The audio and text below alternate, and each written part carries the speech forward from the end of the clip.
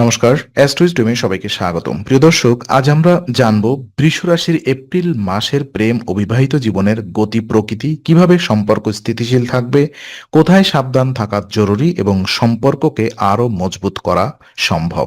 চলুন জেনে নিই প্রথমত সিঙ্গেলদের প্রেম জীবন।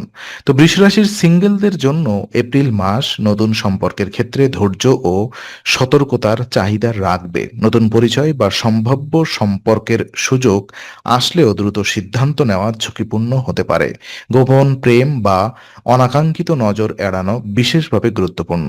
কেউ কেউ আকস্মিকভাবে আপনার প্রতি মনোযোগ দেবে, যা সম্পর্কের ক্ষেত্রে বিভ্রান্তি বা ভুল বোঝাবুঝি তৈরি করতে পারে। তাই আপনাকে সচেতন ও ধৈর্যশীল হতে হবে। ছোটখাটো বাধা আসতে পারে, তবে সঠিক বোঝাপড়া ও সংযমের মাধ্যমে তা সহজেই কাটিয়ে ওঠা সম্ভব। এই সময়ের জন্য ধীর ও সাবধান মনোভাব নতুন সম্পর্ককে দীর্ঘমেয়াদী স্থিতিশীলতা দিতে সক্ষম। আর প্রেমের সম্পর্কে যারা রয়েছেন, তো যারা ইতিমধ্যেই সম্পর্কের মধ্যে আছেন, তাদের জন্য এপ্রিল মাস সাধারণভাবে স্থিতিশীল থাকবে, তবে ছোটখাটো ভুল বোঝাবুঝি বা তুচ্ছ বিরোধের সম্ভাবনা থেকে যায়। সম্পর্ককে মজবুত রাখতে নিয়মিত যোগাযোগ, পারস্পরিক বোঝাপড়া এবং ধৈর্য বজায় রাখা অত্যন্ত গুরুত্বপূর্ণ। দূরত্ব বা ব্যস্ততার কারণে কখনো কখনো সমস্যা, মনোমালিন্য দেখা দিতে পারে।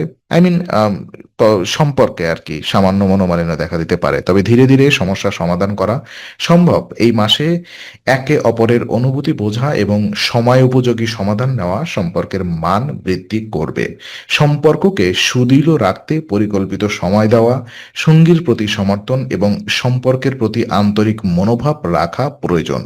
আর ওদিকে বিবাহিত জীবন পর্যালোচনায় দেখা যায়, বিবাহিত বৃষ রাশিদের জন্য এপ্রিল মাস তুলনামূলকভাবে অনুকূল ফলাফল দিতে পারে। শনিবারে শান্তিপূর্ণ পরিবেশ বজায় থাকবে, তবে ছোটখাটো বিরোধ বা পারিবারিক তর্ক দেখা দিতে পারে।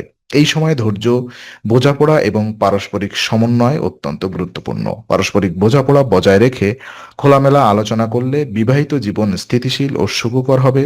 ঘুমের সামান্য ব্যাঘাত বা শারীরিক ক্লান্তি থাকলেও তা বড় সমস্যা সৃষ্টি করবে না। সম্পর্ককে আরো মজবুত করতে একে অপরের অনুভূতি বোঝা, পরিস্থিতি অনুযায়ী সমাধান করা এবং বিরোধ এড়িয়ে চলা বুদ্ধিমানের কাজ।